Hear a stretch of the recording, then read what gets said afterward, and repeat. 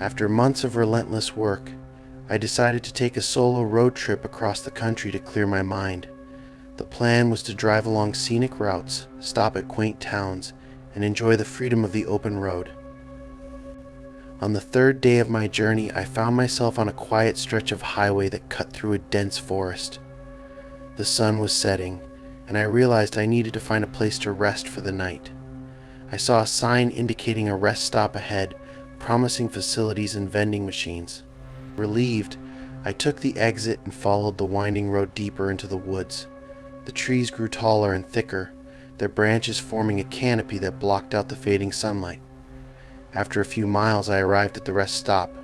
It was an older facility but appeared well maintained. I parked my car and stretched my legs. The area was eerily quiet, with no other vehicles or people in sight. The rest stop consisted of a small building housing restrooms, a few picnic tables, and vending machines under a flickering light. I decided to use the restroom before settling in my car to sleep. As I approached the building, I felt a sudden chill despite the warm evening. The door creaked as I pushed it open. Inside, the air was stale, and the fluorescent lights hummed softly. I quickly used the facilities, eager to get back to my car. While washing my hands, I thought I heard faint whispers but dismissed them as the sounds of the old building. Exiting the restroom, I noticed that the flickering light above the vending machines had gone out, plunging that corner into darkness. Deciding to grab a snack, I used the flashlight on my phone to navigate. As I browsed the selections, I heard footsteps behind me. Turning around, I expected to see another traveler, but there was no one there. I laughed nervously, attributing the sound to my imagination. After purchasing a snack, I headed back to my car. The forest seemed to encroach upon the rest stop, the shadows between the trees deepening. I settled into the driver's seat, locked the doors, and reclined the seat to get some sleep. Sleep didn't come easily. I kept hearing faint sounds, rustling leaves, distant whispers, and what seemed like footsteps circling my car. Peering out the windows, I saw nothing but darkness. I told myself it was just wildlife and tried to relax. Around midnight, I was startled awake by a sharp tapping on my window. My heart raced as I sat up and looked outside. Pressed against the glass was the face of a young woman, her eyes wide with fear. She mouthed the words, "Help me." Shocked, I fumbled for the door handle but hesitated, recalling safety warnings about such situations. I gestured for her to wait as I rolled down the window slightly. Before I could speak, she pleaded in a shaky voice for me to help her escape from someone who was after her. I asked where she came from, but she only repeated her plea, her eyes darting toward the forest. Unsure of what to do, I told her to get in the car. She quickly moved to the passenger side, and I unlocked the door. As she settled into the seat, she urged me to leave immediately. I started the car, and as we pulled away, I glanced in the rearview mirror. Standing at the edge of the tree line was a shadowy figure watching us. I accelerated back onto the highway, adrenaline pumping. After several miles, I asked her what had happened. She remained silent, staring straight ahead. Concerned, I tried again, but she didn't respond. When I looked over, the seat was empty. The car was moving at high speed, but she was gone. Panicked, I pulled over to the side of the road and searched the car, but there was no trace of her. I couldn't comprehend what had happened. Had I imagined it all? Deciding there was nothing I could do, I continued driving until I reached a small town at dawn. At a diner, I recounted the experience to the waitress, hoping for some explanation. She listened attentively, and then told me that I wasn't the first to report such an encounter. According to local legend, a young woman had gone missing near that rest stop decades ago, and travelers occasionally reported seeing her apparition seeking help. A chill ran down my spine as I realized I might have encountered a restless spirit. The waitress advised me to let it go and continue my journey. I thanked her and left, the weight of the experience lingering. I decided to stick to well-traveled routes for the rest of my trip. The memory of that night remains vivid, a haunting reminder of the unexplained mysteries one might encounter on lonely roads.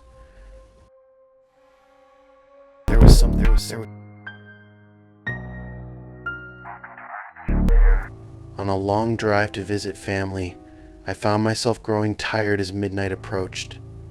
Not wanting to risk falling asleep at the wheel, I decided to find a place to rest for the night. I hadn't seen any towns for a while, but then I noticed a flickering neon sign ahead near mile marker 66. It was a motel called the Sunset Inn.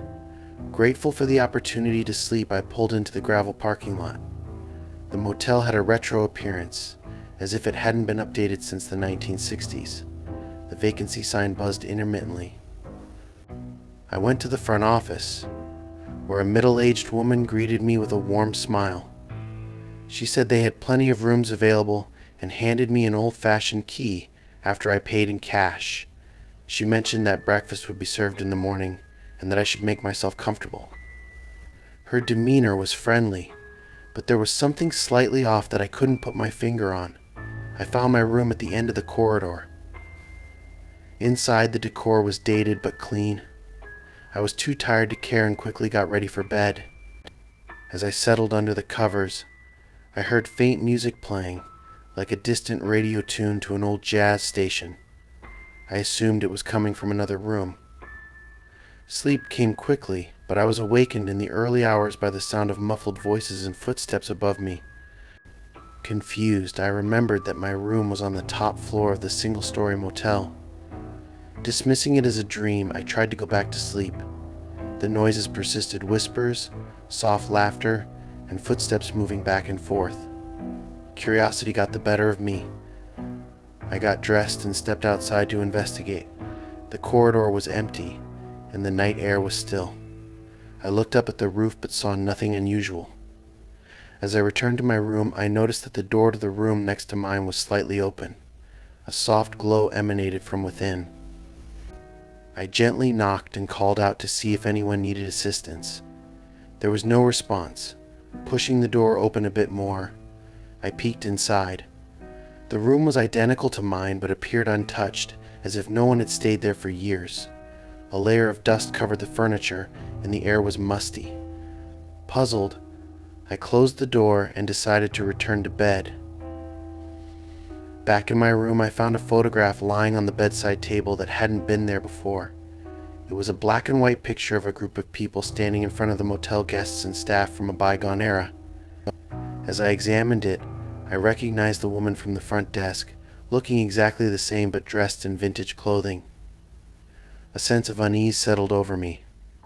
I decided to leave immediately. I packed my things and went to the front office to return the key. The office was dark, and no one was there. I left the key on the counter and headed to my car. As I started the engine, I glanced back at the motel. The neon sign was off, and the building looked dilapidated, with boarded-up windows and overgrown weeds. It was as if the place had been abandoned for years. I drove away, confusion and fear gripping me. After a few miles, I saw a gas station and pulled over. I went inside and told the attendant about the motel. He looked at me with a mix of surprise and concern. He said that the Sunset Inn had burned down over 50 years ago, and all the occupants had perished in the fire. To prove it, he showed me an old newspaper clipping framed on the wall detailing the tragedy. The photograph in the article was the same one I had found in the room. My hands trembled as I realized I had spent the night in a place that no longer existed. I continued my journey without further stops, eager to reach my destination. The experience left me questioning reality and the boundaries between the living and the dead. I still have no explanation for what happened that night, but I avoid lonely roads and mysterious motels whenever I travel.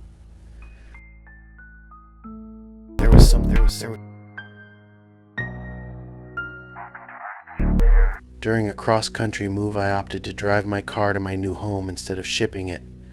I mapped out the quickest route, which involved a long stretch of desert highway notorious for its isolation.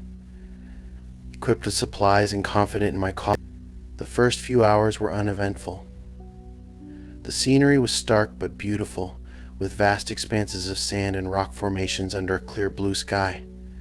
As the day wore on, I noticed that my GPS signal was fluctuating, but I wasn't worried since the route was straightforward.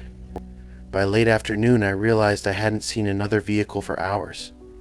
The road stretched endlessly ahead, shimmering under the sun's glare. My fuel gauge indicated that I had half a tank left, plenty to reach the next town according to my calculations. Suddenly, my car's engine sputtered, and I felt a loss of power. I pulled over to the side of the road and tried to restart the engine, but it wouldn't turn over. Confused, I checked my phone but found there was no signal. The reality of my situation set and I was stranded in the middle of nowhere. I decided to wait, hoping another traveler would pass by. As the sun began to set, the temperature dropped, and the vast desert became a desolate landscape. Darkness enveloped the area, and the stars emerged in a brilliant display. Hours passed with no sign of help. I considered spending the night in the car, but a distant light caught my attention. It appeared to be headlights approaching from behind. Relieved, I got out of the car and waved my arms as the vehicle neared. However, as it approached, I realized it was an old, dusty pickup truck that looked decades out of place. The truck slowed down and stopped beside me. The driver, an elderly man wearing a wide-brimmed hat, leaned out of the window. He asked if I needed assistance. I explained my situation, and he offered to tow my car to a service station a few miles ahead. Grateful, I accepted his help. We hooked up my car to his truck, and I got into his passenger seat. As we drove, I noticed that his truck's interior was well preserved but filled with outdated items, a map from the 1970s, an old radio playing static, and a photograph of a family faded with age. Attempting conversation, I asked about his life in the area. He spoke in a monotone voice, mentioning that he had been driving this road for a long time, helping those in need. Something about his demeanor made me uneasy. After what felt like an hour, I hadn't seen any signs of a service station or any landmarks at all. The road seemed endless, stretching into the darkness. I glanced at the truck's speedometer. It wasn't moving. Puzzled, I looked out the window and realized the scenery hadn't changed.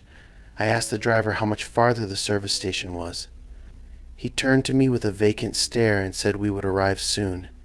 His eyes lacked any reflection, and his face appeared gaunt under the dim light.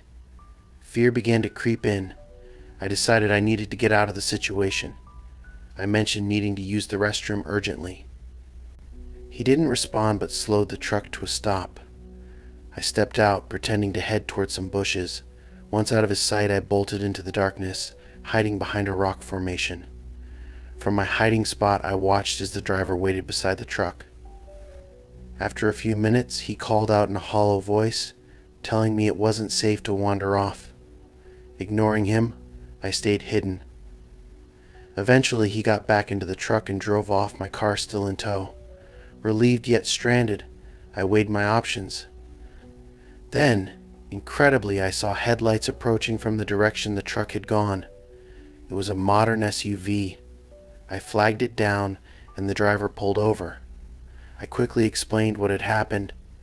The driver, a concerned woman, told me there was no service station ahead and that she hadn't passed any truck towing a car.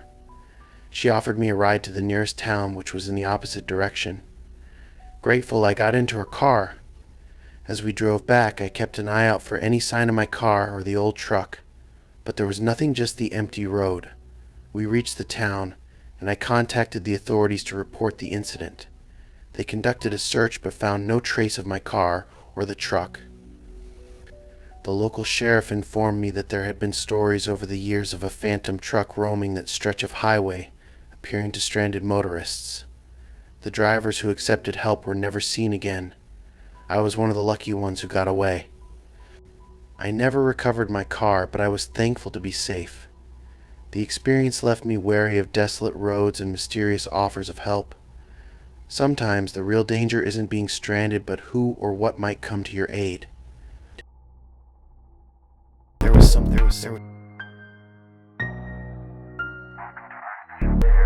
After attending a friend's wedding in a neighboring state, I found myself driving back home late at night.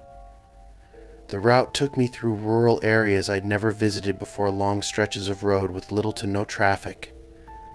My GPS indicated that the next town was over 50 miles away, and my fuel gauge was hovering just above empty. Worry began to set in that I wouldn't make it to the next gas station. Just as anxiety peaked, I saw a flickering sign in the distance, a gas pump icon glowing faintly in the darkness. Relieved, I took the exit and followed a narrow road leading to an old, isolated gas station. The place looked as if it hadn't been updated in decades.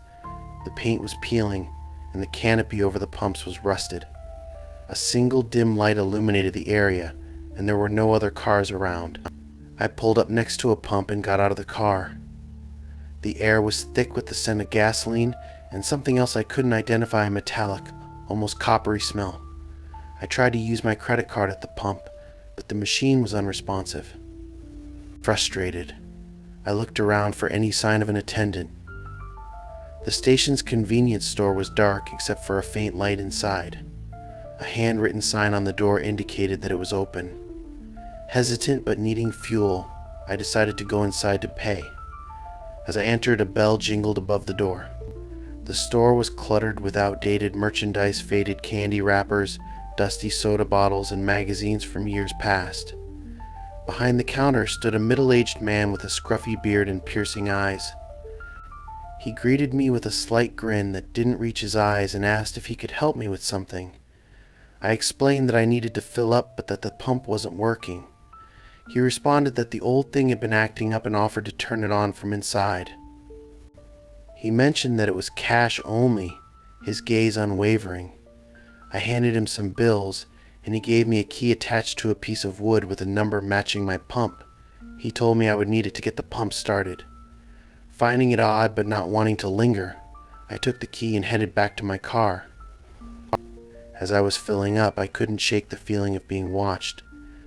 I glanced back toward the store and saw the attendant peering at me through the window, that same unsettling grin on his face.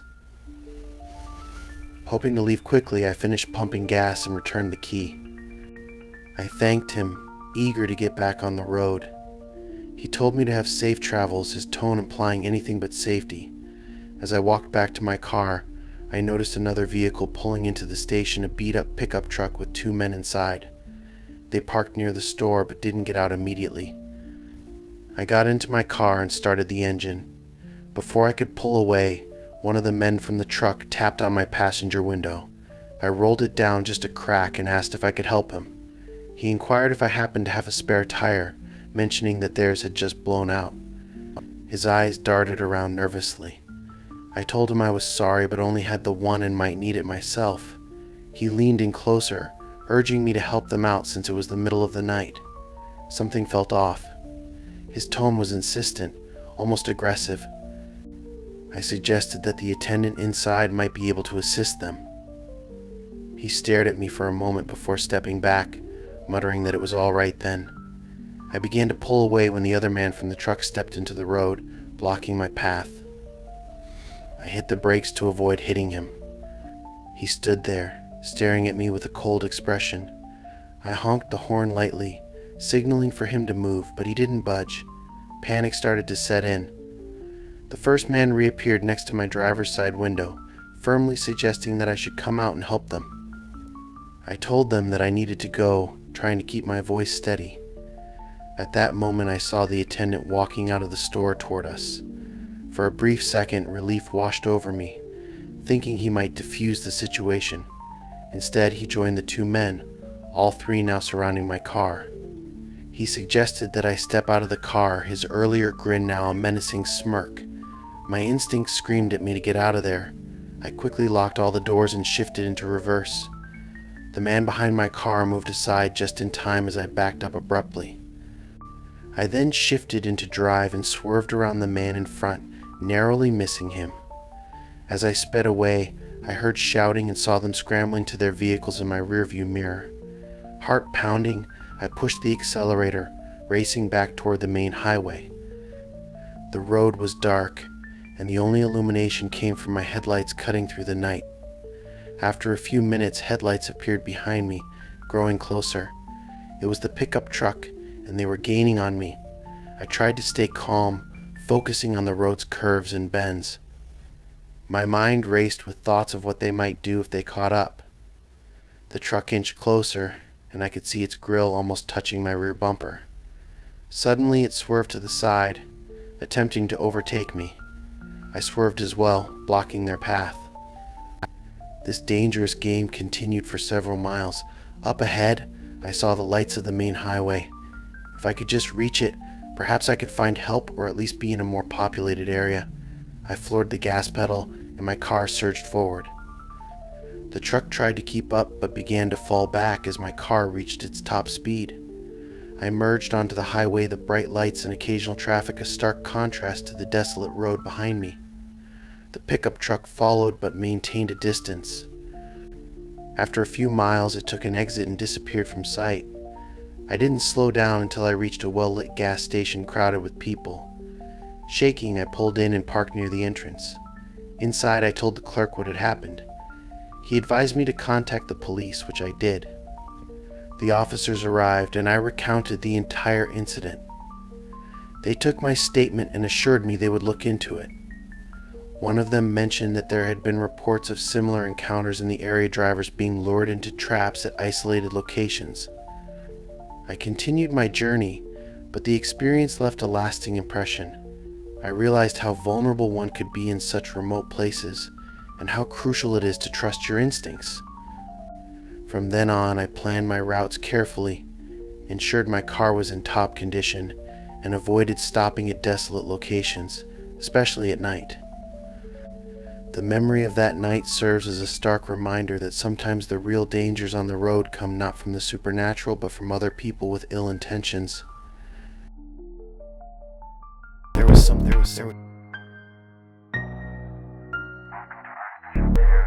During a weekend getaway, my friend Sam and I decided to take the scenic route through the mountains.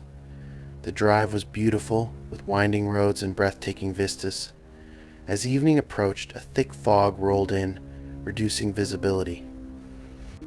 We planned to reach a cabin we had rented before nightfall, but the weather slowed us down. While navigating the foggy road, we saw a figure ahead, standing on the shoulder of a man hitchhiking. Against my better judgment, Sam suggested we give him a ride, citing the cold and the late hour. Reluctantly, I agreed and pulled over. The hitchhiker was a middle-aged man with weary eyes and a worn backpack. He thanked us for stopping and asked if we could take him to the nearest town. He climbed into the back seat, and we continued on our way. Making small talk, we asked about his journey. He explained that he was returning home after visiting a friend and had been stranded when his car broke down. There was something somber about him, but he seemed harmless. As we drove deeper into the mountains, the fog thickened. The hitchhiker suddenly became agitated, urging us to drive faster. He said we needed to get past a certain point before midnight. Confused, I asked him why. He responded that there were stories of people going missing on this road at night and that we shouldn't linger. Before I could react, the car's engine sputtered and we came to a stop. Attempts to restart it were futile. The hitchhiker's face paled and he muttered that it was happening again. Sam and I exchanged worried glances, unsure of what he meant. He told us that we needed to stay inside the car and not acknowledge anything we might see or hear outside. At that moment, we heard soft tapping on the windows, as if tiny pebbles were being thrown. Shapes moved in the fog, circling the car. Whispers filled the air, indecipherable but growing louder. Fear gripped us as shadows pressed against the windows, leaving condensation in the shape of handprints. The hitchhiker closed his eyes and began reciting a prayer under his breath.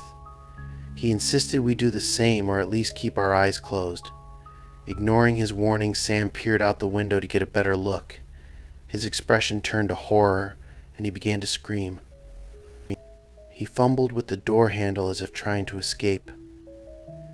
The hitchhiker grabbed him, preventing him from opening the door, and shouted that he must not leave the car.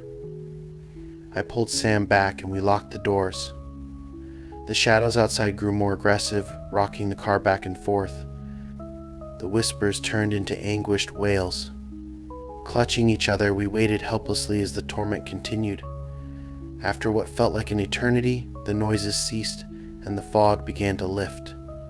The car's engine roared back to life on its own. The hitchhikers sighed with relief, thanking us for not giving in to the entities outside. Sam was shaken but unharmed. He refused to speak about what he had seen. We dropped off the hitchhiker at the next town as he requested. Before leaving, he warned us never to travel that road at night again, and to ignore any strange occurrences if we found ourselves in a similar situation. We reached the cabin without further incident.